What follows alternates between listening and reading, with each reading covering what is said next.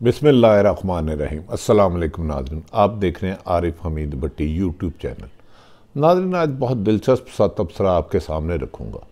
मौजूदा सियासी सूरत हाल, उनका अंजाम और उनका माजी क्या था। क्या PDM की कश्ती डूबने वाली है? कप्तान 11 जमातों पर भारी कैसे हुआ? नून लीग का अगला लीडर कौन होगा? नवाज शरीफ, मरियम, शहबाज शरीफ, हमजा? इस जंग का अंजाम क्या होगा? नाज़रीन, सारी तफसीली गुफ्तगू पे आपको आगाह करूँगा इंफॉर्मेशन की बेस पर।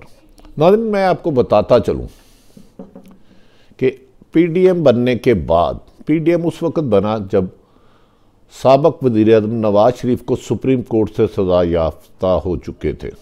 मरियम नवाज साहिबा भी सज़ा याफ्ता हो चुकी थी और एक डील की वजह से दोनों अरसा दराज खामोश रहे, इस पर बोल नहीं सके, इस पर लब कुशाई नहीं की। मरियम नवाज जो हर बात पर ट्वीट करती थी, खामोश हो गई।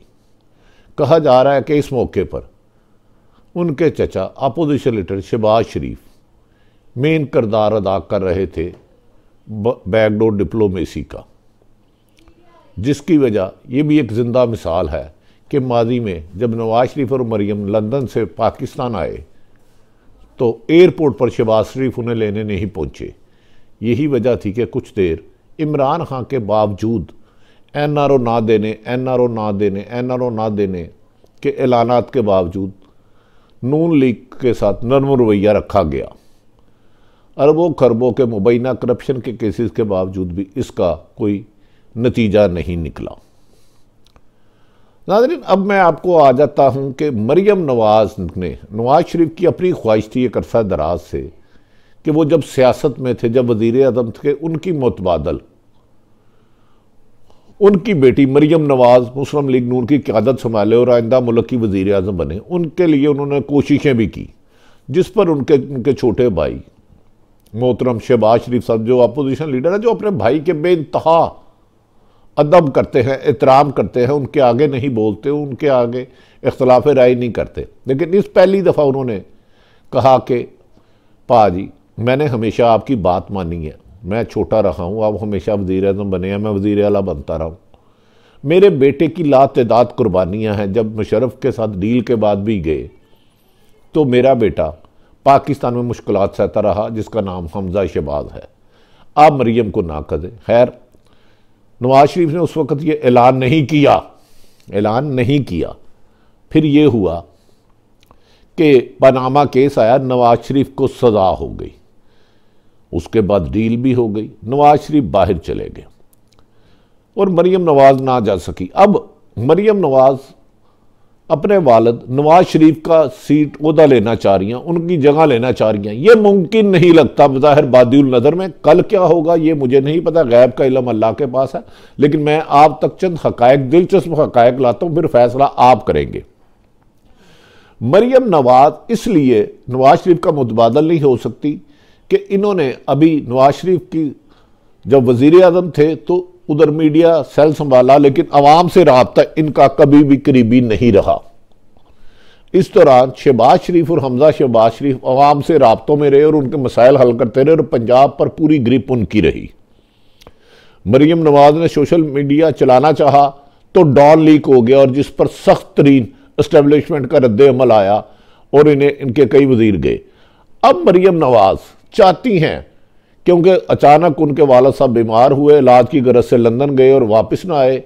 हमजा शहबाज 1.5 साल हो गया तकरीबन जेल में है, इनके वालिद शहबाज शरीफ भी गिरफ्तार कर लिए। तो इस दौरान PDM बनी तो मरियम नवाज ने अपने वालिद की जगह लेने के लिए बढ़ चढ़ के तकरीरें करना शुरू कर दी और इनके पुराने दो खैर खा इनके इर्द गिर्द आ गए, जिन्होंने नवाज शरीफ के दौर में पनामा लीक की वजह बने थे। अब मरियम नवाज का पार्टी सदारत मुस्लिम लीग नून की बज़ाहिर इसलिए उनके जिम्मे नहीं आती कि उनकी ज़िंदगी में नवाज शरीफ जब इक़्तिदार में था तो चौधरी निसार, जो मुस्लिम लीग के पुराने दरीना साथी थे, उन्होंने कहा था मैं बच्चों की गुलामी नहीं कर सकता। नवाज शरीफ और शहबाज शरीफ तो ठीक है, उन्होंने अपने रास्ते अलग कर लिए, जिस पर मरियम नवाज शरीफ अपने वालिद की मजबूरी में चुप कर गए। और उसके बाद मरियम नवाज ने जब एपीसी बनी तो एस्टेब्लिशमेंट पर ताकतवर हमले करने शुरू कर दिए, अपने ही एस्टेब्लिशमेंट को जेर करना शुरू कर दिया और सेलेक्टरों के नाम लेके ताने देते रहे, कभी पिज़्ज़ा के और कभी ये कहती रही नवाज शरीफ को लाने वाले मुंह छुपाते फिरेंगे। उन्होंने अदलिया पर भी दिया। ये भूल गई मरियम नवाज साहबा कि वो नवाज शरीफ इसलिए नहीं बन सकती। नवाज शरीफ को सियासत में, नवाज शरीफ तरीके इस्तकराल में थे, उनको लाया ज़ियाउल हक सियासत में, जो डिक्टेटर, बदतरीन डिक्टेटर था हिस्ट्री का। पहले उन्होंने पंजाब का फाइनेंस मिनिस्टर बनाया, उन्होंने ज़ियाउल हक के रेफरेंडम पे पैसे लगाए और वो आहिस्ता आहिस्ता नवाज शरीफ को चलाते हुए उन्होंने गैर जमाती इलेक्शन कराए और नवाज शरीफ एक डिक्टेटर की गोद में पल के बड़े हुए और उसी सहारे पर वो आगे चलते रहे ज़ियाउल हक के, और ज़ियाउल हक की कब्र पे जाके कहते रहे मैं उनका मिशन करूंगा, जबकि उनको ज़ियाउल हक ने ही वो मुकाम पहुंचाया वज़ीरत उज़्मा तक।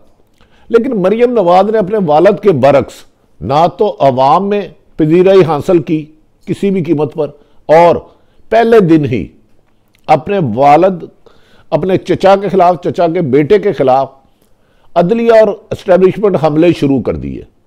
एक सजा याफ्ता खतून मुस्लिम लीग नून की लीडर वाइस प्रेसिडेंट हो और फैसले पीडीएम की सदारत के करें, जिसमें पीपल्स पार्टी को सख्त रंज था।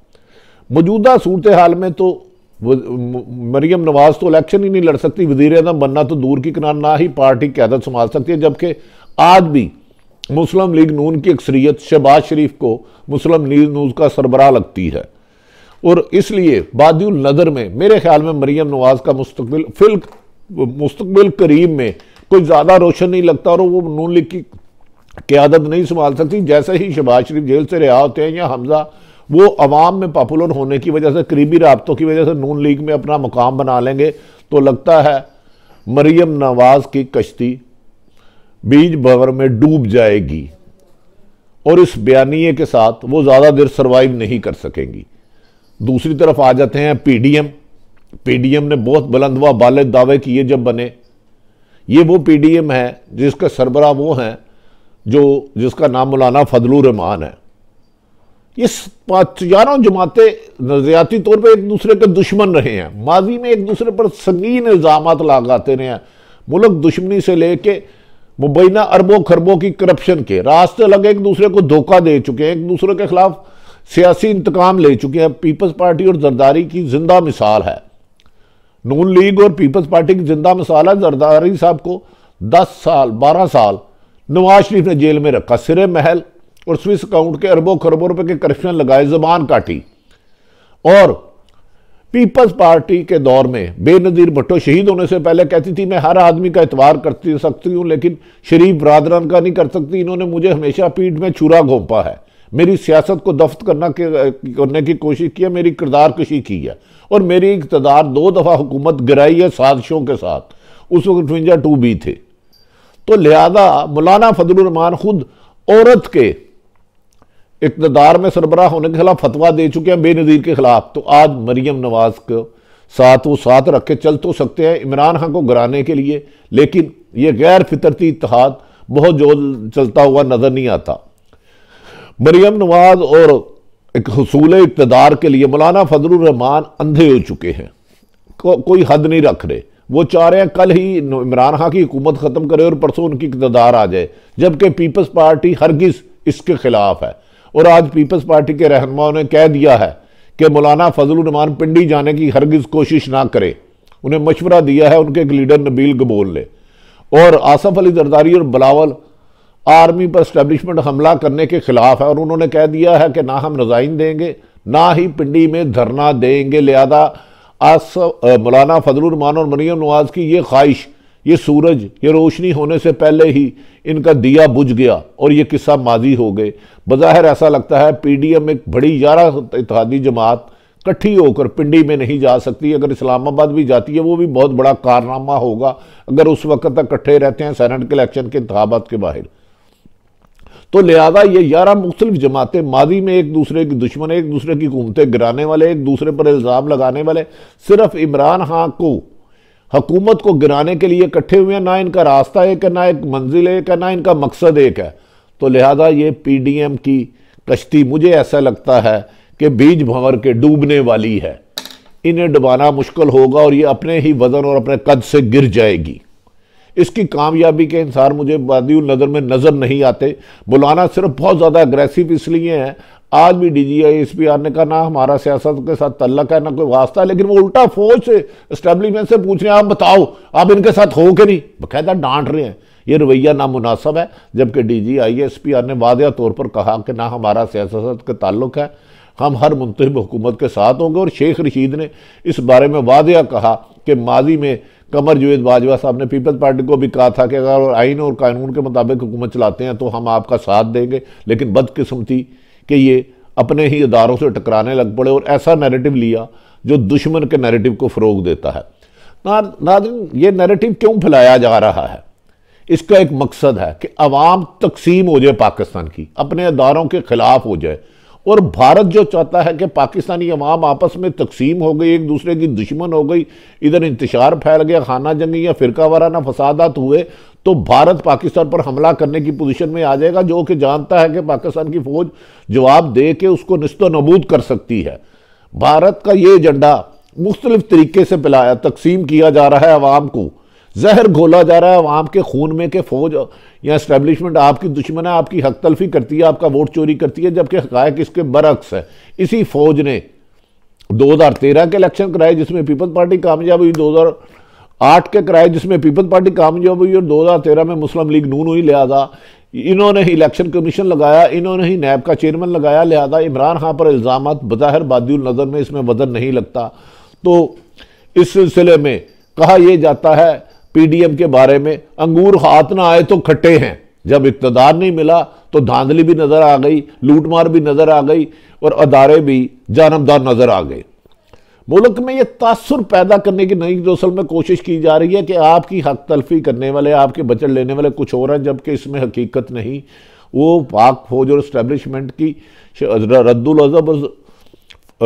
रद्दुल फसाद और ज़रबे अज़ब में लातदाद कुर्बानियाँ हैं। लिहाजा पाकिस्तान की अवाम अपनी फ़ौज से इश्क करती है और फ़ौज अवाम का इश्क है, और फ़ौज अवाम से इश्क करती है और उनकी हिफाजत के लिए अपनी जानें कुर्बान करती हैं।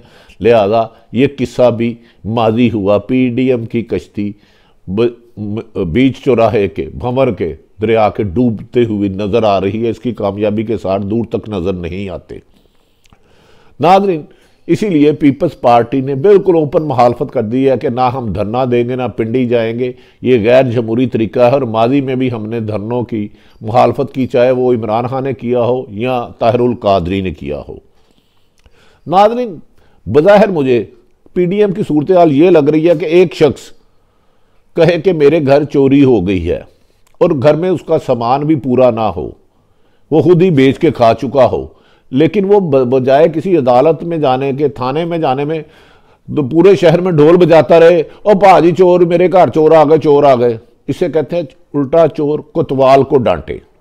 भाई, अगर आपके खिलाफ धांधली हुई थी तो आप इलेक्शन कमीशन में जाते, हाई कोर्ट में जाते, सुप्रीम कोर्ट में जाते और वहाँ सबूत देते, और वहाँ से इमरान खान के खिलाफ कोई जुडिशल कमीशन बना के उसकी हुकूमत ना ख़त्म करते।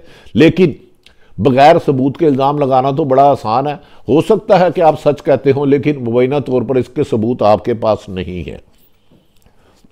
इसीलिए पिंडी का धरना शायद एक इनका ख्वाब ऐसा है जो इनके लिए डरोना ख्वाब बन जाएगा, और ये पिंडी जाने की जुर्रत नहीं करेंगे, धमकियां जरूर देते रहेंगे। नाज़रीन, इमरान खान इन पर भारी कैसे निकला? ये 11 जमातें हैं, इमरान खान पर खूनखार हमला कर रहे हैं। ना सिर्फ उनके ज़ाती ज़िंदगी पर हमला कर रहे हैं, उनके बारे में उनके मुखालफिन भी उनको करप्ट नहीं कहते, मगर ये इन्होंने करप्शन का इल्ज़ाम लगाया। इमरान खान को कहा कि ये सिलेक्टेड है, लेकिन इन्होंने सिलेक्टेड और उन्होंने इनको लगाया, और सिलेक्टरों की किरदार कुशी की और सिलेक्टरों ने इससे लातलकी का इजहार कर दिया। इमरान खान ने हमेशा मीटिंगों में कहा कि मैं इन 11 जमातें जो तितर बितर हैं, किसी का नाक, किसी की आंख, किसी की टांग, किसी का बाजू, किसी का कान मिलकर PDM बनाई है, ये खुद ही अपने बोझ तले गिर जाएंगे और अपने मुख्तलिफ मंशूर के तहत एक दूसरे के दुश्मन बन जाएंगे। और जिसकी हमें बाज़ जगह पे सबूत भी नज़र आ रहे हैं कि PDM का इत्तेहाद बिखरता हुआ और शीशे की मानिंद किचरा किचरा होकर बिखरता हुआ नज़र आ रहा है, और इनका मुस्तकबिल नहीं लगता, और ऐसा लगता है कि इमरान खान PDM की 11 जमातों पर कप्तान अकेला ही भारी है। नादरीन, आने वाले दिनों में क्या सूरत हाल होती है? बज़ाहिर तो सेनेट में इमरान खान की अक्सरियत जाने वाली है और अभी का माजी करीब में हुकूमत के जाने के कोई आसार नहीं। इस्टेब्लिशमेंट और इमरान खान एक पेज पे है, जबकि भारत जो हमारा पाकिस्तान का दरीना दुश्मन था वो भी पाकिस्तान से अब खौफ खाने लगा है कि पाकिस्तान में इस्टेब्लिशमेंट और जमहूरी हुकूमत एक पेज पर है। इससे टकराने का मतलब है भारत खुद अपने टुकड़े टुकड़े करा ले। मैंने मौजूदा तमाम सूरत हाल आपके सामने रखी। मरीम नवाज साहब का सियासी सफ़र और इनके वालिद साहब का सियासी सफ़र, पीपल्स पार्टी के साथ इनकी दुश्मनी, मौलाना फजलुर साहब मफाद का साथ, और मादी में ये दो सारी जमातें एक दूसरों की दुश्मनी में आगे चले चुके हैं। अब कहा यह जाता है नाच ना जाने आंगन टेढ़ा। क्या ये आंगन टेढ़ा जमातों की PDM के जवाल की वजह बनेगा या इमरान खान का कोई नुकसान कर सकेगा? बज़ाहिर बादुल नज़र में इमरान खान एक गुजरे हुए वक़्त से में मजबूत वज़ीर आज़म बनते जा रहे हैं, ताहम उनके लिए उनकी कारकर्दगी एक सवालिया निशान है। उसको अगर ये पूरा कर लेते हैं तो इनका फ्यूचर आने वाले दिनों में बेहतर है। बहरहाल जो दुश्मन का बयानिया पाकिस्तान में या पाकिस्तान के सियासतदान या कुछ दानिश्वर फैला रहे हैं, उनके खिलाफ कड़ा एहतसाब होने जा रहा है। वो पाबंद तसलसल होने वाले हैं। जो नई नस्ल को फ़ौज के खिलाफ बगावत में उकसा रहे हैं, उनका अंजाम बहुत करीब है। नाज़रीन, आरिफ हमीद भट्टी ने तमाम सूरत हाल आपके सामने रखी। आने वाले वक्त में क्या होता है, गैब का इल्म तो अल्लाह के पास है। मौजूदा सिनेरियो मैंने दे दिया, कल को तब्दील हो जाता तो उसके मुताबिक आपको हालात से आगाह कर देंगे। आरिफ हमीद भट्टी का यूट्यूब चैनल अगर आपको पसंद आए इसे सब्सक्राइब करें, बेल आइकन प्रेस कर लें, जैसे ही नई वीडियो है आप तक आ जाए। हमारे लिए तमाम सियासतदान काबिल एहतराम है। एक दूसरे की खुशियों का ख्याल रखें, किसी की तकलीफ का बायस ना बने। पाकिस्तान जिंदाबाद।